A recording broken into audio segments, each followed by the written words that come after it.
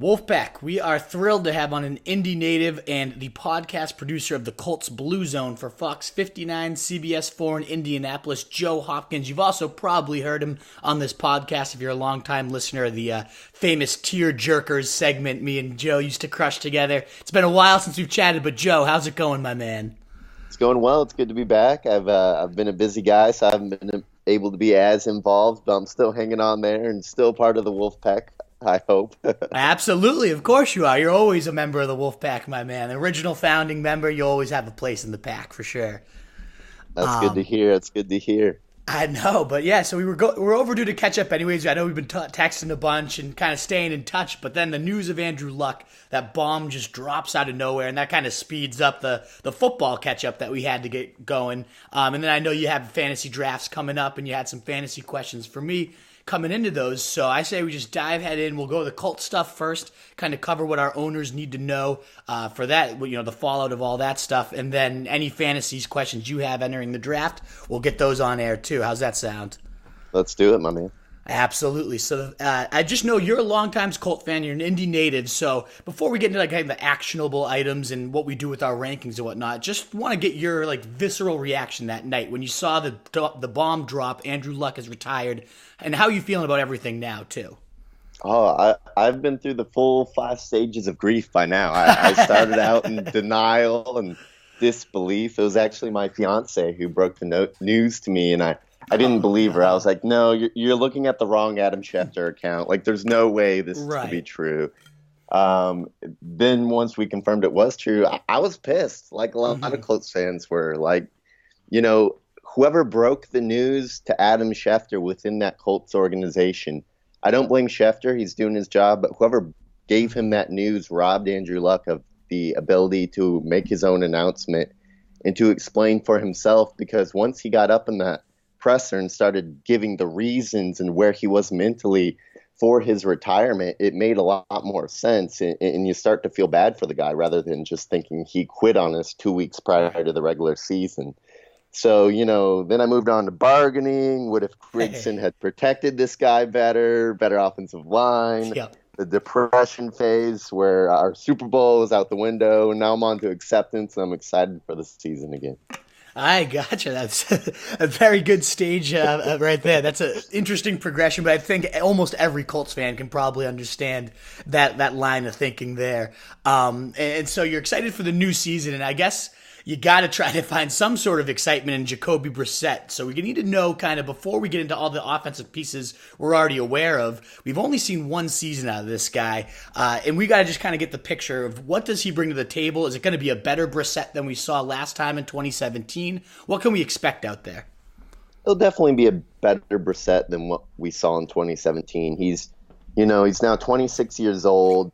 It's his 4th year in the league, 3rd year with the Colts. In 2017, he was acquired September 2nd, and they threw him in the game, I believe, the 10th, the first week of the year. So he had really no time to get acquainted to his receivers, to learn the playbook, any of that. He started that following week, so from September 17th on, he was the starter. So, A, he had no preparation for the offense he was in. B, the offense he was in is far worse than the offense he's in now. Their line was still terrible at that time. He was sacked the most in the league, 52 times. Now he's walking into an offensive line that gave up the fewest sacks in the league last season. Second of all, his weapons are better. He still has TY Hilton.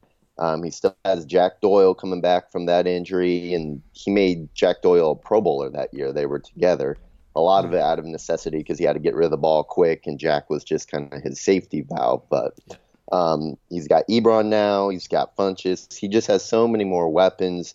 I think Marlon Mack at this stage of his career is probably a better runner than Frank Gore was 3 years ago. He was still old 3 years ago, and he's still in the league. So I don't know how that's going on. He was like 67 back then. Now he's 70, right? Yeah, exactly. So he has so much more around him, and he's been able to be with the team for longer. He knows the playbook. He knows the people around him. The team loves him. He's one of the leaders in the locker room, which is kind of rare for a backup quarterback to be one of your leaders, but that's truly the case in Jacoby. And I haven't even mentioned the upgrade in offensive scheme with Frank Wright and Nick Sirianni in there. So every single way you want to look at it is an improvement in this situation from now to when it was back in 2017. I think that's a great way of painting those two contrasting situations and why we should expect such vastly different results this time around. And I think one of the biggest is that last one you mentioned, Frank Reich's scheme. I'm a huge fan of what we saw with Andrew Luck. Obviously, the line had a huge part of him staying more upright, but I think the scheme, too, seemed to play a big role in getting the ball out quicker and whatnot. Can you kind of paint our viewers and listeners a little bit of a picture of what is Frank Reich's scheme and why is it so quarterback-friendly? Why did Luck have such a great year last year? It's quarterback friendly for a lot of reasons. Before even the scheme, Frank is just really good at letting players do what they do best. So that's part of the reason that Eric Ebron had a breakout season, is because he didn't ask Ebron to be this complete tight end. Yeah. They just asked him to be an athletic weapon in the red zone, which is what he is. And so he blows up and has 14 touchdowns. So Frank is really good at putting his players in a spot to succeed and do what they do best. That's why Nyheim Hines broke the Colts rookie record for receptions by, a rookie player. I believe it was 65, something like that. And honestly, I'm not even that huge of a Nyheim Hines fan. So he just puts players in good positions to succeed. And then, like you mentioned it, the quick hitting passes, getting the ball out, giving the ball to your weapons where they can continue to run and do some of that work for you. Luck previously played in the scheme where it was all about getting the ball down the field and really relied on the quarterback to do more of the heavy lifting. In this offense, it lets your weapons do what they do best and do that damage for you. Absolutely. And you mentioned everything's better for Brissett. We shouldn't expect a 2017 situation, but you had a line in an article, and if you haven't read it, if you're a listener, visit rotostreetjournal.com. Great breakdown from Joe on the site. There was a line I really liked where you said, even, if the situation's better, there's still going to be less fantasy meat on this bone, something along that nature. Because, Andrew Luck is one of the best in the game right now, or not is, he was one of the best in the game. So I love that line, and now we got to look at, what is left on this bone and what could be there for fantasy owners. And I think it starts, obviously, with TY Hilton, the first kind of Colts player coming off the board. Still is generally that case, even with the injury. But unfortunately, in 2017, and just in general, when Luck's not there, his numbers haven't been great. In 2017, in fact, he had 10 of 16 games were outside the top 44 wide receivers in fantasy points. So should we be panicking, or should we be expecting better results? And if so, why this time around? I think there's definitely reason to think there will be better results. His season still wasn't terrible. I believe he had like 900 some yards and 4 touchdowns, but only 50 something receptions. So a lot of that was just long shots down the field, which was really what TY kind of was earlier in his career as well. We saw that volatility even with Luck from week to week when TY was a younger player. And I think it's kind of weird to say because he's 29 now, but T.Y. Hilton is better now than he's ever been. He's more well-rounded of a receiver. So a reason to know that they're going to do better this year is T.Y. is a better receiver. Brissett's a better quarterback 2 years in the system. And, he's been working with T.Y. throughout all of training camp because Luck has been out. Luck participated in limited fashion through 3 of the first 4 training camp practices, and that was it. It's been Brissett all since then. And it was Brissett through most of OTAs because this lower leg injury of Andrew Luck's has been bothering him since March. So it's really been Brissett to all offseason be able to build up that chemistry with Hilton. And Hilton has had the best training camp of his career. I remember in mid-August he was bragging about he had caught 29 of his first 30 passes in training camp. So he's hauling in everything. We asked him, what happened to that one? He says, I don't want to talk about it. It still bothers me. So T.Y. Hilton is just one of the more underrated wide receivers in the league. And, we talk about less meat being on that bone, and that's just got to be the statistical drop-off. Andrew Luck, you could expect another 40 touchdowns and 4,500 yards. With Brissett, I think you have to tamper that down to maybe 3,500 yards and 25 touchdowns if he has a successful season. So just that much left on the bone means that much less for everybody. I think you can still expect around 1,100 yards and maybe 5 or 6 touchdowns from TY, which is solid wide receiver 2 numbers. But you're right. He's going to have those weeks where he gives you 3 catches for 40 and you're wishing you started somebody else. Absolutely. And I was going to ask the follow-up then is, where can we slide him into rankings? Because I've drafted in a couple leagues since then. I don't know if it's just like the immediate panic effect or what it might be, but I'm seeing TY now fall to round 5. I've even seen him in like round 6 in some leagues. And so like I currently have him slided right around. Now I would take Lockett and Godwin, probably Cooper before him. And now it gets tricky after them in terms of like the Rams receivers or Robbie Anderson or Josh Gordon or Julian Edelman. I have above all these guys. I don't know for you personally, where do you kind of slide him into your fantasy rankings, would you say? I would put him kind of right in that tier with Lockett, Godwin. I think he belongs there. Because he's better than both those receivers. If Absolutely. this was, if any of those teams could trade straight up, they probably would if they weren't accounting for age and salary cap. He's a better talent. So first of all, he's better than those other 2 players. And then you look at the situations. He's probably going to still get more volume than Tyler Lockett, or just as much in that offense. Chris Godwin might get a little more because Tampa Bay is going to be very pass heavy. Yeah. But, I couldn't blame you if you took Lockett or Godwin over Hilton, but he belongs in that tier. And, I think he belongs right under Julian Edelman, who, with his injury concerns, I'm not even so confident about that now. Yeah, I think that's right around where I have him. I'm going to bump him up a little bit. I had a kind of knee jerk and put him below even Robbie Anderson. But now that, hearing some of these things have me a little more confident the drop-off won't be quite as steep this time around with Brissett. And I meant to ask with the Brissett one before we go on to our next guy. Some owners who already drafted are panicking at QB now. They might have had luck. I actually had luck, unfortunately, in my big league when I drafted already. I had Jameis as a backup, so not too bad of a blow. And Dak was somehow on the waivers. I survived, at least. Unfortunately, not luck, though. I was expecting huge things from him. But if let's say, all those guys are gone, I'm telling owners to look for Sam Darnold, 24% owned. Matt Stafford, very streamable against that Arizona offense in week 1. But I'm finding some leagues, 14 teamers where there's just nobody out there other than Brissett. Do you see him being viable at all in fantasy, or what could owners expect from him? I think he'll be a weekly streaming option. I wouldn't roll him out week 1 in LA against that Chargers defense with their pass rushers. I kind of want to see how he does, let him get his feet wet first. But I definitely think he'll have some streamable weeks, and he even had some streamable weeks in 2017. I mean, he wasn't, for a guy thrust into that kind of situation, he was solid. He threw for over 3,000 yards.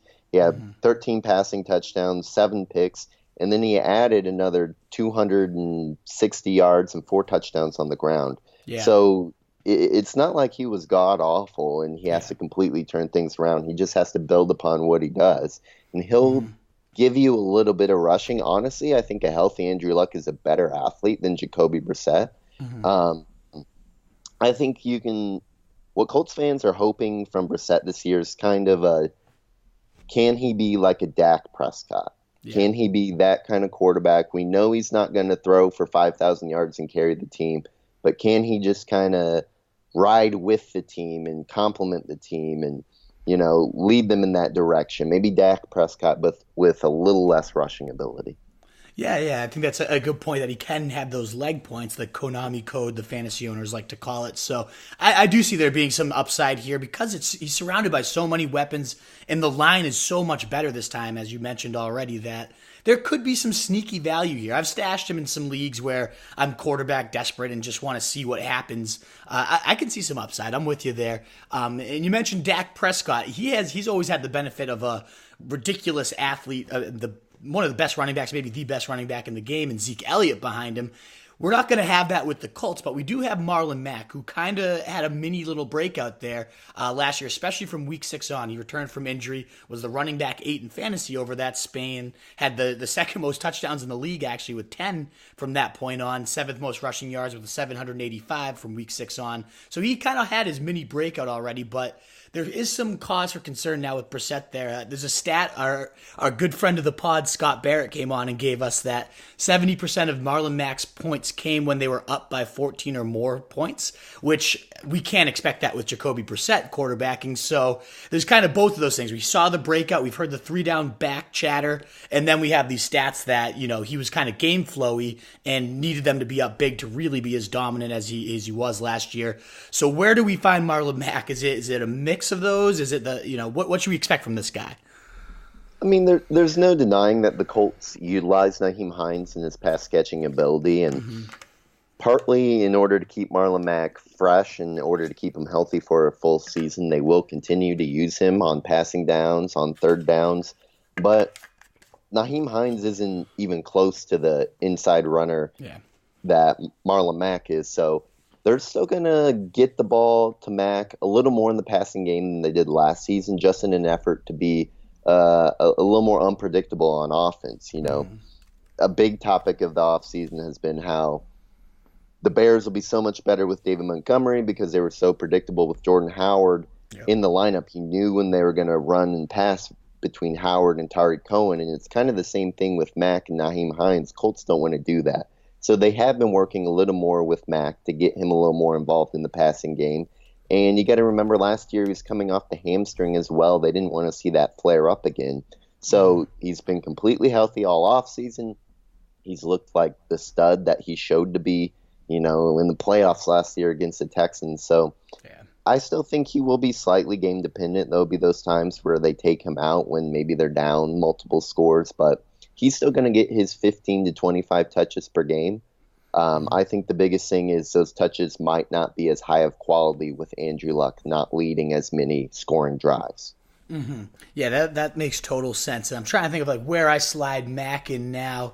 It would be good. He is a good pass catcher, so it'd be intriguing to see them use him in a more creative role. And that's been the talk all offseason, is he is a 3-down back. They didn't really add anybody to compete with him.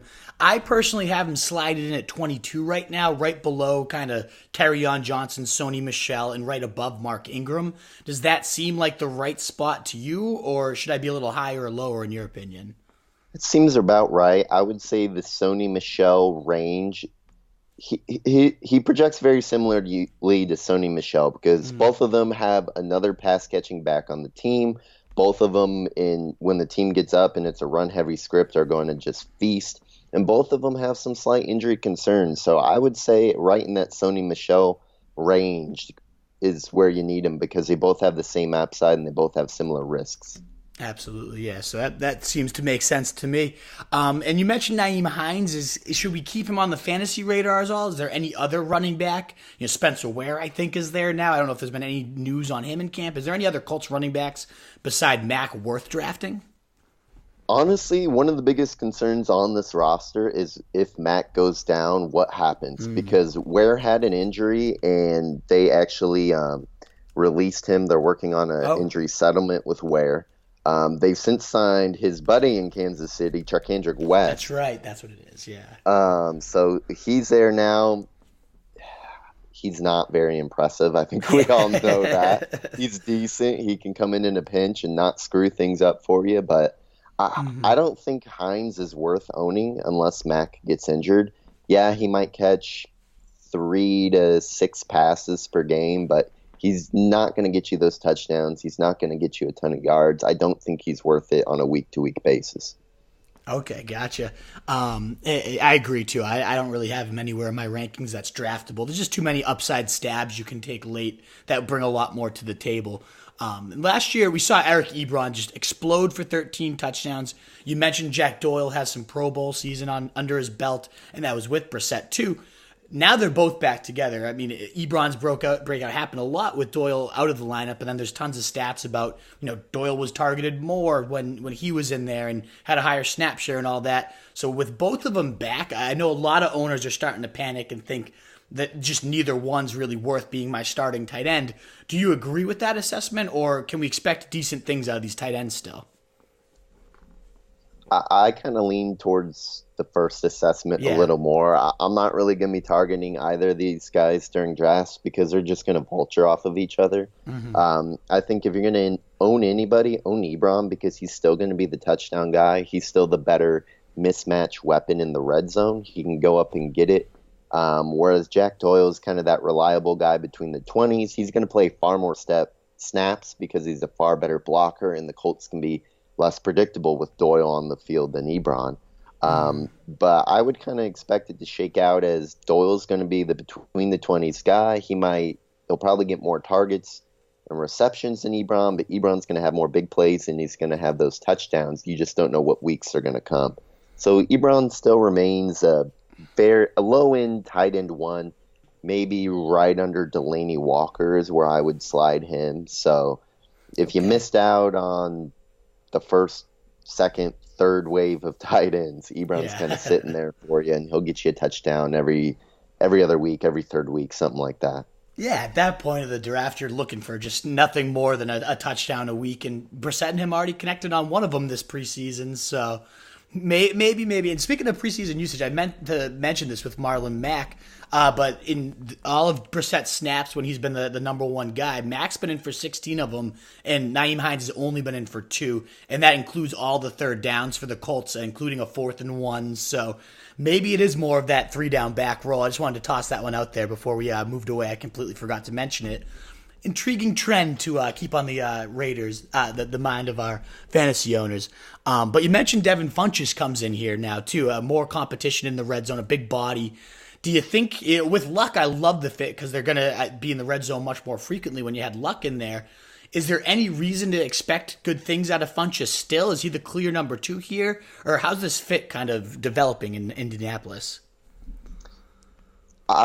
Funchess was thought to be the clear number 2 because Parris Campbell hadn't really practiced all offseason, but then he came back this past week and he looked really good last night in the preseason game against Cincinnati. I understand it's the 4th preseason game of the year. Nobody's really playing, but this was this kid's first NFL exposure. And you saw that speed. You saw the athleticism. He made catches away from his body. He showed you everything you wanted to see. So in an offense that might have to get a little more creative to manufacture big plays, Parris Campbell all of a sudden becomes a little more enticing than Devin Funchess. And Funchess had those back spasms pop up again this past week, and we saw how that derailed his season last year. So it's really hard to predict which of these Colts receivers is going to break out, if any, because like you said, there are so many weapons.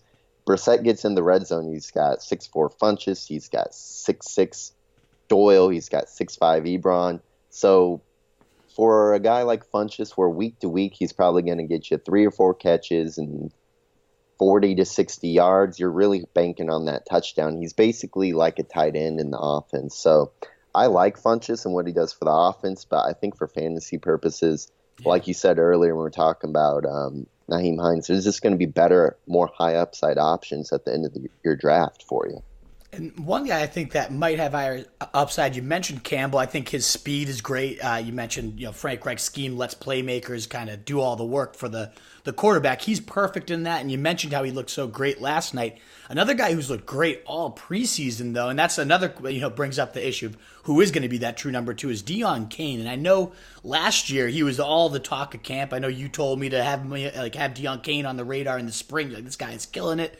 And of course, the ACL tear derails his rookie season. That was looking like it was in a promising trajectory there. But he's come back on fire. 12 catches, 169 yards, and 2 scores this preseason. Is he potentially the number 2 guy? Should we be hyped up about him? Higher upside than Funchess? Where do you see Deon Cain sliding into all this? I think at the moment, Deon's still number 4. Okay. He's going to get worked in. Something interesting I definitely want to say for the listeners is that on Monday, Frank Reich was asked how Andrew Luck leaving is going to change this offense, if they're going to do anything different schematically. And he said no, they're still going to run the same offense. Brissett's been running it all offseason. We're not going to change what we do. We built up this great offense, but we didn't build it up for Andrew Luck. We built it to be great, period. Yeah. I'm paraphrasing, but that's what he was saying. And when you think about the division, it makes sense. slowing the game down and trying to run the ball more plays right into the hands of Tennessee and Jacksonville. So it doesn't make sense to do that within the division because you're playing down to them. Yeah. Whereas the Colts in the past would just pass the ball, score more points than those teams. And I think that's, if they're going to be successful in the division this year, that's what they're going to have to continue to do. So if anything, maybe if it was 60-40 pass run with Andrew Luck, maybe it's 55-45 with Brissett. But they're still gonna sling the ball out there, and I think Cain is gonna get his options, and I think he becomes fantasy relevant if Parris Campbell or Devin Funchess go down again with an injury. Yeah, I think that's a good point. Now, I wonder, one thing I always like in fantasy, well, I don't want a quarterback one to go down, but when they do, I often look at the second receivers who might have been working a lot with the scout team and whatnot. I know that's not the case necessarily here because Brissett's been the number one guy, and you cited why that should mean good things for TY Hilton still. I just didn't know if those two might have had a pre-established rapport early on in Deon Cain. Were they doing a lot of work together? Is there any reason to think Cain might have a better rapport with Brissett than some of these other guys? Or is it just, all these guys, now that Brissett's been the guy, have kind of established that chemistry? Yeah, I would say not so much. Maybe last year before Cain's injury, he would have been working with Brissett a lot more. I think he was a 6th-round pick, so I can't imagine as a rookie he was working too much with the ones last offseason before the injury. But this year he's really, early in the offseason, he was still kind of working his way back from that ACL. And throughout much of the preseason, he's not been working with Brissett. It's been Chad Kelly, it's been Phillip Walker, Swag Kelly. Yeah, it's my boy. I really hope Swag makes a team because he's been balling out there, but he's got a suspension the first 2 weeks, so it's going to make it hard for him. Yeah. But yeah, Deon Cain by the end of the season might surpass Devin Funchess. That's entirely possible, and I think the Colts in the back of their minds are hoping that he does so that they can just let Funchess walk. He's only on a 1-year deal. So Deon Cain's definitely someone to have on your radar, but I don't think he's draftable or ownable right now. Gotcha. Alrighty, that wraps up all our Colts coverage here, but I know you said you might have a few fantasy questions for me as you enter your drafts. Any burning questions you want to get the Wolves' insight on before you get ready for your drafts this weekend? I absolutely do. One at the top. I pick most of my picks this year are late in the first round, so kind of that second tier of running backs is what I've been considering. And early in the offseason, I've been a Mixon guy. I was all Mixon, but then he loses Jonah Williams, offensive lineman, who was supposed to make things better. AJ Green goes down. Very doubtful he's going to be healthy this year. So you thought the state of the offense was going to be a little better earlier. You thought James Conner, who's the other guy in this dilemma, might have been headed towards a committee. Neither of those things look to be the case anymore. And recently, I've been starting to think Conner's been a little overlooked over this draft process. What do you think, James Conner or Joe Mixon? I mean, you kind of narrated my exact thought process on this entire situation, whereas I had Joe Mixon 5 overall entering the offseason when everything looked roses and was trending the right way for that guy. And at that time, James Conner was all about Jalen Samuels complimented him so well, and they're going to find a role for him and whatnot. And so I had those two definitely on opposite ends of the spectrum in early spring, but we know early spring means nothing. And when we get to the training camp and you can read some preseason usage, Connor's been in for 29 of 34 offensive snaps with the first team. And that includes, even in their dress rehearsal, he ran 9 routes. So it wasn't like they were subbing in Jalen Samuels for this standalone pass-catching back role. And why would they? I mean, Jalen maybe is a smoother receiver because he was that role in college, but James Conner showed very well as a receiver, as a 3-down threat, and he's looked even more explosive, I want to say, this year than he did last year. So I go Conner. He's in fact risen all the way up to my 5th running back, on 5th overall even, over David Johnson at this point.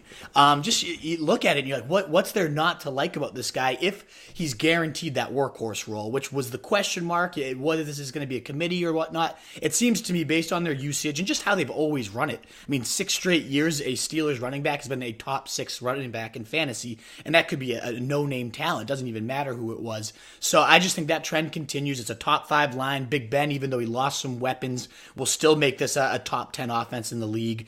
And there's just far less questions with Connor than really anybody else in that tier between Gurley's knee and Mixon with that offense and AJ Green and Nick Chubb. What happens when Kareem Hunt comes back and Cook's injury history. I love all those guys if they hit their ceilings, but to me, James Conner's floor is significantly higher than all of them.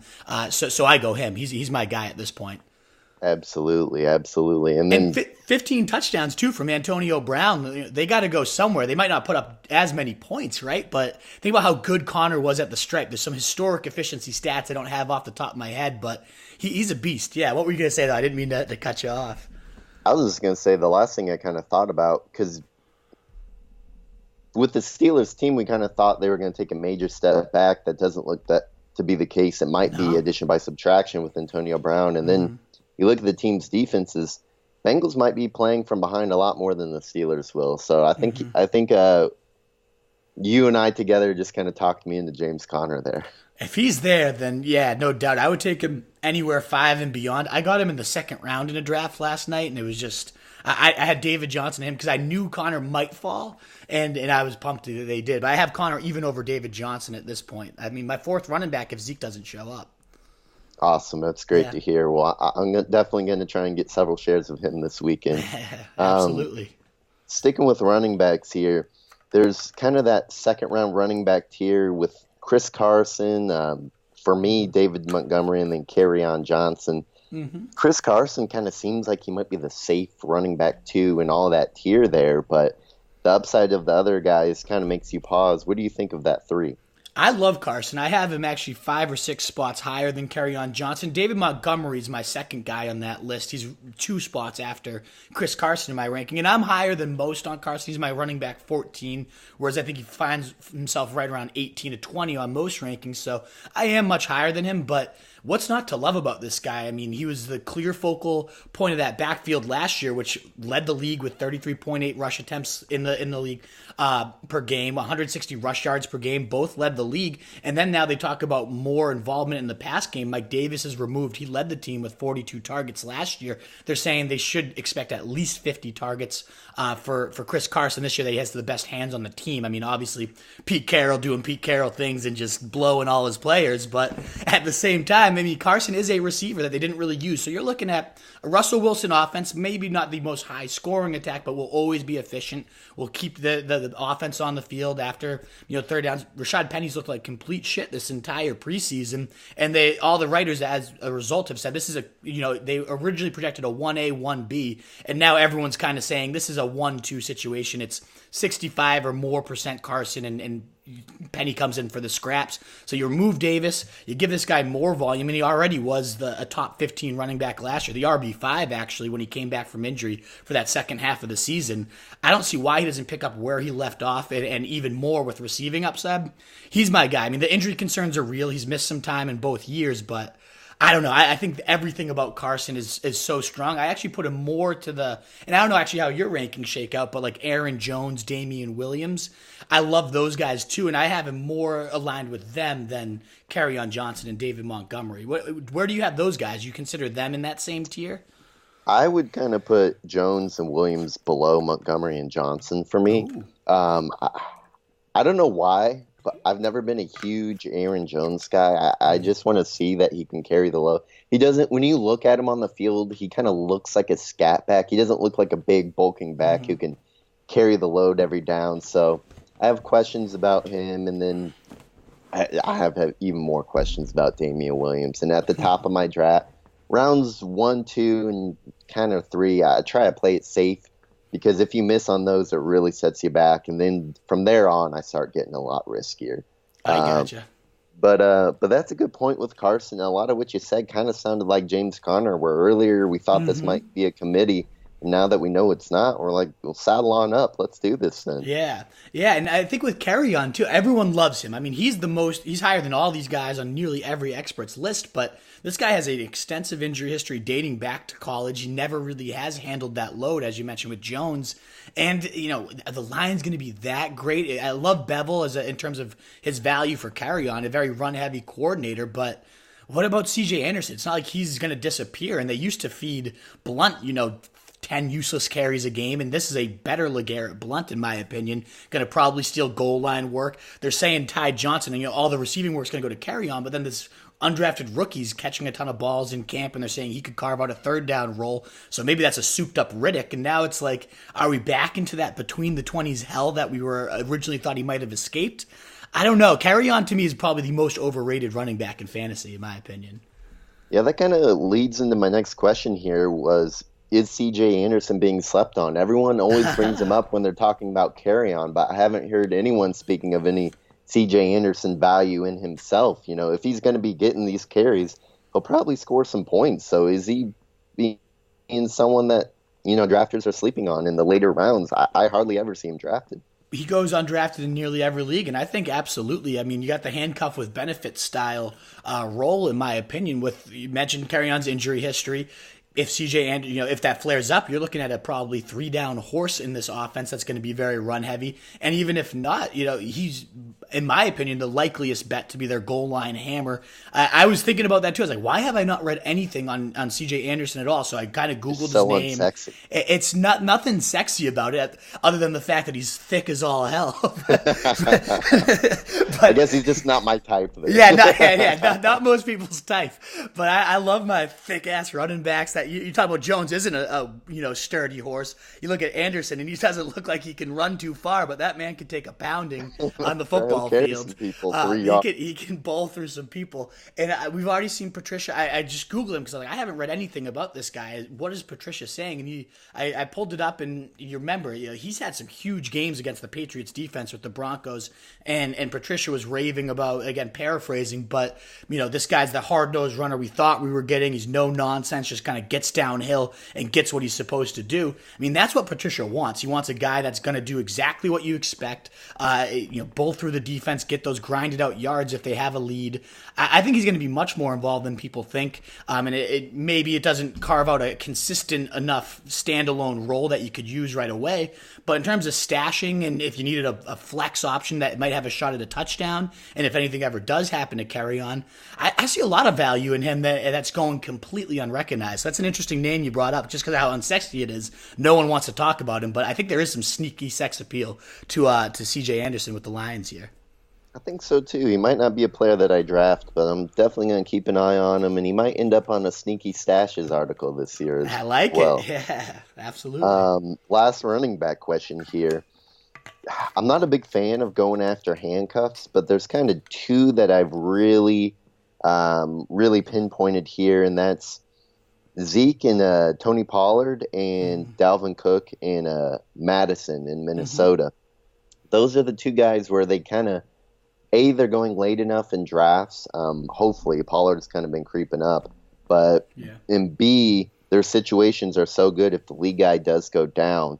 They seem to be, standalone backups, not guys who would be thrust into a committee at that time. Do you think it's worth handcuffing with those two situations? Oh, absolutely. You look at the injury concern with Dalvin Cook, I think you have to handcuff him with Madison, who they've been gushing about this entire camp. That I think the quote was they're in love with Madison or something along those lines. And, I've talked so much extensively about why I love Dalvin Cook this year. Obviously, the talent is first, and he's just so explosive. We saw that on that 85-yard touchdown run. But a huge part of it, too, is this new blocking scheme they're implementing, the zone blocking scheme of Gary Kubiak, that has made monsters out of nobodies, Landis Garys and Mike Andersons of the world. So if he ended up, if the injury history does rear its ugly head, which, huge chance of that with Dalvin Cook so far in his career, then you're looking at a 3-down horse behind this scheme that's made 1,500-yard rushers out of nobodies. I think he absolutely has to be owned as an insurance policy to Dalvin Cook. And then Pollard, you got a guy that's maybe not showing up in Zeke Elliott. Jerry Jones yesterday just said we expect him to miss regular season games. That's a top 5 offensive line. He's looked unbelievable in his time so far, Tony Pollard has. I mean, they had I think 13-play drive. They're backed up to their end zone. He touched the ball in 7 or 8 of those times. They march all the way down the field. He gets a 14-yard touchdown at the end of it. He looked like he was that Zeke Elliott-style engine to the offense. He's not Zeke Elliott. I'm not trying to compare the two at all, but it looked like he'd have that same role that's made Zeke such a monster these last couple seasons. So, yeah, round 10 rolls its head around.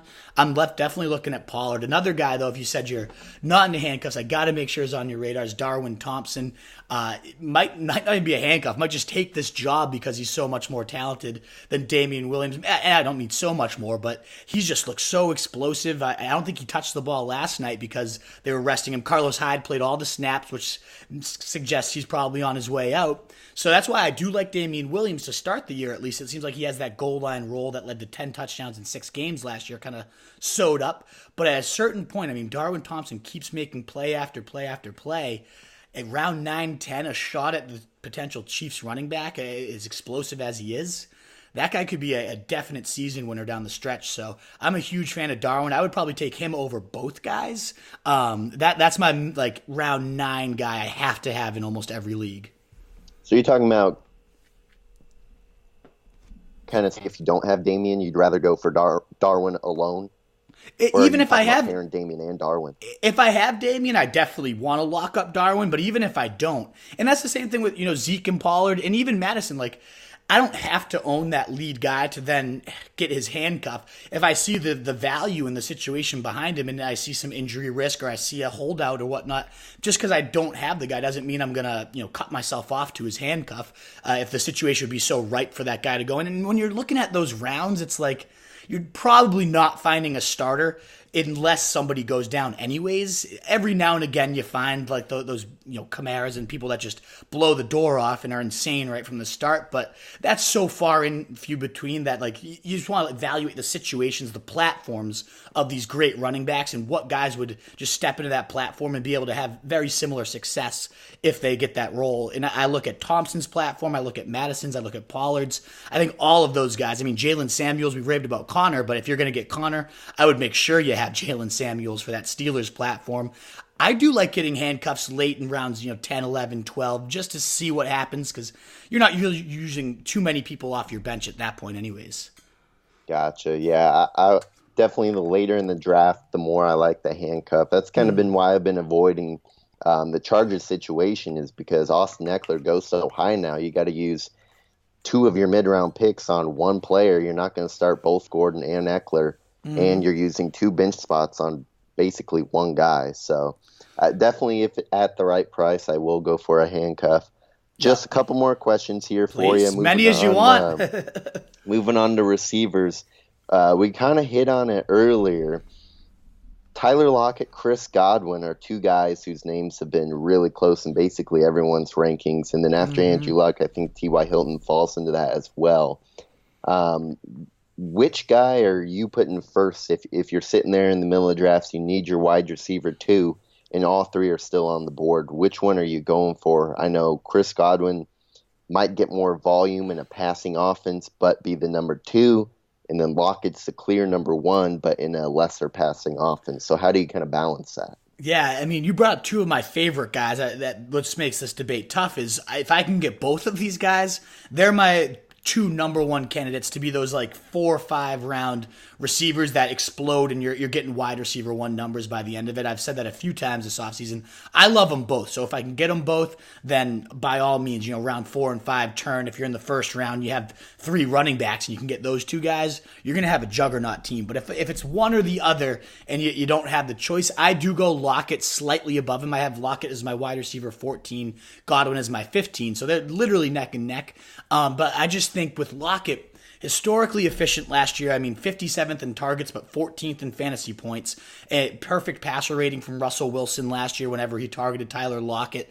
And then you get Doug Baldwin leaving, so everyone talks about he's got to regress. He can't maintain that yard per catch and all those crazy stats. Probably true. I mean, if it's literally perfect, it being perfect 2 seasons in a row would be pretty difficult. But I think that volume does spike up a bit because Baldwin's gone. He's averaged around 115 targets a year as the lead guy. So if Lockett goes from 80 targets to 115 and maintains 80% of that efficiency, let's say, then I don't see any reason why he's not even better, even with regression. Everyone regression. Sure, he might regress and still be better. So I like Lockett. There's some reports that came out too during camp and OTAs that the team has made it was Brock Heward, their reporter for the last 11 years. He said, in 11 years, I've never seen the team make such a concerted effort to get a guy the ball as they have Tyler Lockett this offseason. He said they they've been moving him in the backfield, in the slot, out wide, and just you never know where he's going to be. And with very questionable receivers behind him, I think those targets definitely spike. If he's going to be used in such a chess piece style role, then maybe he does. And Hewitt did say he's going to catch 100 balls. So if he catches 100 balls, then Tyler Lockett's going to have a mammoth, like Tyreek Hill style season. So to me, that ceiling's just a little bit higher. As much as I love Godwin in the slot for Bruce Arians, and Arians has already called him a 100 catch guy, I think if both guys end up with 100 catches, Tyler Lockett's going to be much more productive. And so I side with him. And as much as I love both these guys, get them both if you can, but Tyler Lockett if it's one or the other. Gotcha. Will do. All right, I'll go for Lockett. Last couple questions here. O.J. Howard versus Hunter Henry. This one's been killing me. Originally, I was on Howard because I thought there's so many weapons in that Chargers offense. How many touchdowns are going to be left for Henry? But then the more I thought about it, Cameron Brate's still there in Tampa Bay. He's still got two stud receivers to compete with, and Arians, I know he's not dumb. He'll use his talented weapons, but he's never really been a huge tight end guy, whereas Phillip Rivers has loved his tight ends over with the Chargers. So, they're kind of neck and neck in everybody's rankings, but when I'm sitting there in the 5th, 6th round looking for a tight end, I got to choose one of these guys. Who are you going with? I'm going O.J. Howard. I have him actually a couple spots above Henry in my rankings. I love this guy. I'm not too worried about Brate. In terms of years past, they've kind of had an even snap share. But already this preseason, I think it's something like O.J. Howard's been in like 25 of 27 first-team snaps. He's had that true every-down role for the first time. And there haven't been huge numbers or anything to that. It's been the Godwin show this preseason. But I still think, if he becomes that every-down player, that's really all he needs, along with health, to truly ascend to that elite, like Kelsey, Kittle, Ertz tier. Because this guy's composed like nobody else in the NFL. I mean, 6'6", 4'5", 40. He runs a faster 40 than Mike Evans. And you think about Bruce Arians, a lot of people do bring up that fact that he doesn't use his tight ends too much, but you're looking at Rob Hustler and Jermaine Gresham as compared to this physical freak O.J. Howard, the picturesque tight end that you could ever scheme up. And when you look at what Arians does, it's all about the no risk it, no biscuit, he calls it, and it's all about mismatches and getting deep. If you got a tight end that's averaged 16.6 yards per catch these last 2 years, which has been league high for both of them, that can move as fast as he can at 6'6", I mean, that fits exactly what Arians wants to do. So I imagine him moving Howard all over the place, getting him deep, streaking down the field. I'm a huge fan of O.J. Howard. And I think, you mentioned those concerns with Henry a little bit more. Both guys face some target competition. And Phillip Rivers does love his tight ends in the end zone. I think it was something like Henry's last healthy year, he targeted his tight ends like 42% of the time in the red zone, which was by far the most in the league. So there is significant touchdown upside. He can get vertical as well. There's tons of stats that support Hunter Henry getting deep yards per catch and all that. But I just think Howard edges him out pretty significantly athletically. So if we're looking at two kind of congested situations, I'm going to side with the guy that is just the physical freak that's just looming on a breakout for these last 2 years and only needs health. Both these guys, though, I do love. But to me, it's O.J. Howard. That's a good point. And I guess something I just kind of thought of here was when you're looking at tiebreakers like this, defensively, Tampa Bay is going to be playing from behind a lot more than San Diego is. So I guess you just kind of talked me into O.J. Howard there. If I miss out on Howard or Henry, are you going Jared Cook or Vance McDonald? Jared Cook, in theory, is in a great situation, but that's what I thought about Kobe Fleener a few years ago as well. That didn't work out. I feel like a lot of people have recency bias with Jared Cook. He's coming off a career year where you look at his numbers in the past, he hasn't put up anything like that before. And it kind of seemed to be out of necessity with the Raiders because they just didn't have anyone else to throw to. So Vance McDonald, he's entering a better situation, but people forget about his injury history. People forget about, I don't know. I'm just kind of neck and neck with both these guys. What do you think? Did you completely cross out Evan Ingram at all, or do you, have you thought about him too? Or I'll get to those two guys, don't worry, but I just didn't know if he's on your list at all either. Ingram's kind of in that Howard, Hunter, Henry tier, but to me personally, I would rather have O.J. Howard or Hunter Henry than Evan Ingram. Me too, yeah. I just don't like the offense as much. He's shown he's a small tight end. He kind of reminds me of Jordan Reed. I think I don't want to label him injury prone, but I'm kind of worried about injuries with him, which sounds weird because it's Hunter Henry coming off the injury, but that's kind of a fluky ACL and practice type of thing. So you're saying that next wave of tight ends, though, you kind of had him with those two guys, and you wouldn't take that plunge on him. Yeah. Exactly. It's Gotcha. I think he's in the tier with those guys. Just me personally, I'd rather have both of them. So, and he's going. I actually see him go before Henry and Howard a lot. So where he's going, I'm just not going to end up with him this year. Gotcha. So we'll consider Cook and McDonald then. And to me, I have Cook a spot above McDonald, but I also have him in a tier above him too. So in my opinion, it's definitely Cook. I get the career year. He led tight ends, or second in tight end targets behind only Zach Ertz, who set records for tight end targets last year. He's not going to see that volume in New Orleans, so we can already peg him for a significant less target share. But I do think the quality of those targets spike pretty significantly with the Saints. I mean, think about what Cook does well. He's a 6'5" guy with a 40-inch vertical, and they live in the red zone, these Saints team, as long as Breeze is still Breeze. And I haven't seen any reason to expect him to drop off. He's been in the top 3 of Pro Football Focus's accuracy grades for however many years running. So you got a body like that with the athleticism like that in the red zone, and a guy that can put the ball wherever he wants it and Breeze. Even if the yards take a hit and the targets take a hit, I could see those touchdowns being monstrous with Jared Cook. And Breeze has already said this guy's a huge catch radius. We've been relying on it. We have a lot of those 50-50 balls. He gives you the confidence he's going to win them every time. So you got that praise from Breeze coming. Then Sean Payton says, after the catch, this guy's been a monster in camp. And just you have that type of ability, the screens and whatnot, if they use it. The tight end coach comes out and says, we're dusting off the old Jimmy Graham plays in the playbook. So I know we've been chasing it. You mentioned Kobe Fleener. We've been kind of all been trying to find that next Jimmy Graham, and we haven't been able to do it. And I don't think Cook's going to have, that Jimmy Graham 1,315 TD style season. But as behind Thomas, behind Kamara, there's really no one else that's clear-cut number 3 there. I think Cook slides in pretty nicely, especially in the red zone.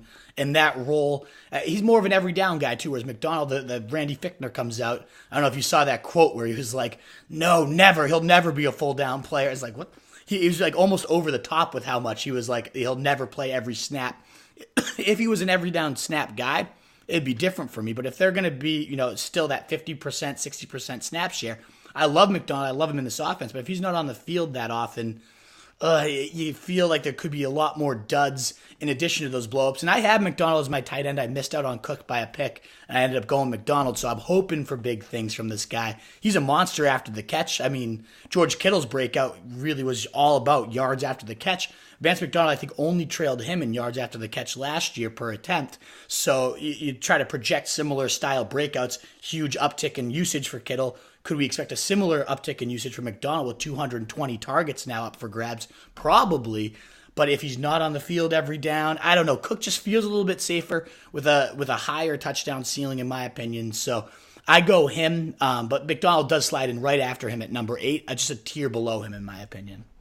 Gotcha. All right, your boy. I forget his name, but you had him on in probably the last podcast or the one before, and he kind of talked about Drew Brees showed some signs of slowing down, like Peyton did before the drop off. So that kind of scared me with New Orleans. But it's good to hear you're still on Jared Cook, because that's who I was favoring at the beginning of the year, and that's probably who I'll go with if I miss out on that kind of tier of OJ Howard, Hunter Henry.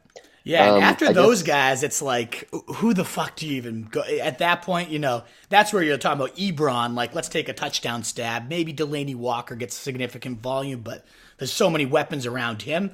It's like after McDonald, and maybe Austin Hooper's like an every down tight end in a good offense with the Falcons, but I don't love Njoku. A lot of people do. Maybe Hawkinson breaks out. Maybe Andrews breaks out, but it becomes a complete crapshoot after those guys. So once Cook and McDonald are off the board, that's where I'm like, I'm not even worrying about this position. I'll just take some guy in round 15 and just figure it out from there. So hopefully, but I don't like doing that. I'd rather have one of these guys. But I thought you brought out kind of like that last cutting point for me right there. Yeah, my kind of goal afterwards is to find somebody to get me through until Chris Herndon comes back, and I think week 5. Yep, 4-game suspension. 4 games, and then they have the bye week. So I don't think he's back till like week 6 or something like that. So I'm not trying to. It's that odd situation because I can't draft him and keep him on my bench for 5 weeks. So I got to kind of play the waiver wire and play chicken with everybody to see when I pick him up. I know. If I miss out the first few guys. I know. Last question here. Not really a question as much, but somebody who's kind of sneakily been on my radar as a breakout quarterback who I think has been overlooked because there's so many breakout potential quarterbacks this year. Mitch Trubisky doesn't get talked about enough, in my opinion. I understand a lot of people don't like him as much as like a real NFL quarterback, but for fantasy purposes, he showed he could really blow up in some games last year. For a guy who's now entering his second year in the scheme, second year with this new offense, which is basically remade last year. I mean, Gabriel, Anthony Miller, Robinson, Burton, those were all their first years in the offense as well. So I kind of expect Trubisky to take a big step forward, and he still does a lot with his legs, and I think he's kind of getting overlooked. I wanted to hear your opinions on Trubisky. Yeah, the leg points is especially a factor that no one seems to talk about. This guy is a really good athlete and had some of those. I was at the Patriots and Bears game last year, and he ran all over us. I think he had like 100-yard rushing. So there is that upside with Trubisky. I think the only counter I have to everything you said, it's all so true. I love Nagy's offense. I love year 2 of the chemistry. Maybe Trubisky takes a step forward. Is that there's just so many quarterbacks that go around him that I just like better as players. And I think his situation might be better than some of these guys. But, you know, oftentimes I'll side with the talent when it's that late in terms of trying to chase a blow up. And a lot of the camp reports on this guy are he doesn't look like he's taken a year or two leap, that he's been very inconsistent day to day, throwing a lot of interceptions. That's kind of what killed him last year. Is his final numbers looked pretty solid, but it would be like 6 touchdowns in the Bucks in the first half, and then he would just disappear and get you like a 3-point day, and you're completely screwed. So I do think there's some upside. He was like my number 2 quarterback, QB2 target of last year, and it worked out pretty well if you got him in the right matchups. But where it's so saturated this year, like, do you take Trubisky over Allen or Lamar Jackson or Sam Darnold or Kirk Cousins? Maybe you do, and you can make the case. I have him in that tier with those guys, but I have him at the bottom of that tier. I think Allen breaks out, far harder with the better rushing ability, and he's looked much better as a thrower. Jackson's elite athleticism can't really be passed up on in case he does develop that arm. I just love the way the Jets have looked this entire preseason, kind of a breakneck pace under Gase, which is complete departure from his past since Peyton Manning's year, which they moved no huddle almost all the time. He hasn't had a quarterback, though, that he could really operate with, and now Darnold seems to really be in that next year 2 leap, where I don't see that leap coming from Trubisky as a player. I see it from Darnold, so I'd rather side with any of those 3 guys, and I'm not drafting a third QB, so I see the case for Mitch, and maybe he does blow up and just gets that much better in this great offense that he has around him. I don't know, though. I just don't love the player, so it's more about the opportunity cost. It's just other guys I'd rather have above him. Gotcha. No, that makes sense. I understand when you're betting on the scheme rather than player talent, that can be definitely risky. I would agree. I would probably take Lamar Jackson and Josh Allen above him. I still think he has much higher upside than Kirk Cousins. And I think I'd still take him above Darnold as well, just because he'll give you more with his legs. But I agree with you. There's just so many potential breakout quarterbacks this year that you might be able to get Trubisky on the cheap if you had Andrew Luck and he's sitting there. Or, there's a lot of options this year at quarterback. So I guess no one needs to be told this again, but wait on quarterbacks because you might even be able to pick up a top 10 guy from the waiver wire this year. Absolutely, yeah. Fully with you. I mean, look at what Mahomes did last year. It's the QB 15 in average draft position, like a historic season. There's totally that type of upside with so many of these guys this year. So yeah, you cannot take a quarterback early. As good as Mahomes is, as good as Deshaun Watson is, it just makes no sense to me. So yeah, I'm fully with you there. Gotcha. Well, that's all the questions I've had. Nice. You set me up pretty well for my drafts coming up. I feel I have clarity now, and I'm ready to kick some ass, including your ass. You beat me in the championship last year. So yeah. I haven't forgot. Absolutely, man. Oh, yeah. I can't wait to get that one going. That should be coming up in a few more days. Yeah, we only have a few more days, so we'll be reconnecting then, and I look forward to not having my ass kicked and destroying you once more. Dude, Let's good. do it. Great catching up, my man. That was awesome. Colts insight. I'm glad I could answer some fantasy questions and obviously reach out during the drafts if you have any dilemmas that pop up. Will do, absolutely. And if I could just pump a little social media and stuff here. Please do. People can find me at Roto Street Joe on Twitter. All the Colts fans listening, check out the Colts Blue Zone podcast. It's myself, it's Dave Griffiths, who's a sportscaster at Fox 59 and CBS 4, and Mike Chappell, who's been covering the team since they moved to Indianapolis in the 80s. I believe 85, I don't know. I wasn't born yet. Yeah. So please check that out. We do that weekly. Tons of great Colts insight. No one knows more about the team than Mike Chappell. So we could always use more listeners. So download to that for me. Yeah, and hopefully if you listen today, you can tell Joe knows his football stuff, and he wouldn't recommend or work for somebody like that if he didn't believe in it. And so it's a great show. Joe's always doing a fantastic job. So if you're listening now, make sure you tune into Joe and his fantasy takes and his Colts takes, because this guy knows his stuff. And definitely one of the best up and comers, my man. You got a good career in the fantasy Colts. Whichever way you end up going, you know your football. So I always enjoy shooting the fantasy stuff with you. It's the best. Yeah, I kind of got my foot in both right now, so I appreciate you letting me come on, and good talking to you, my man. Hell yeah. Have a great rest of your day, my man. Thanks again. You too. See ya. Cheers.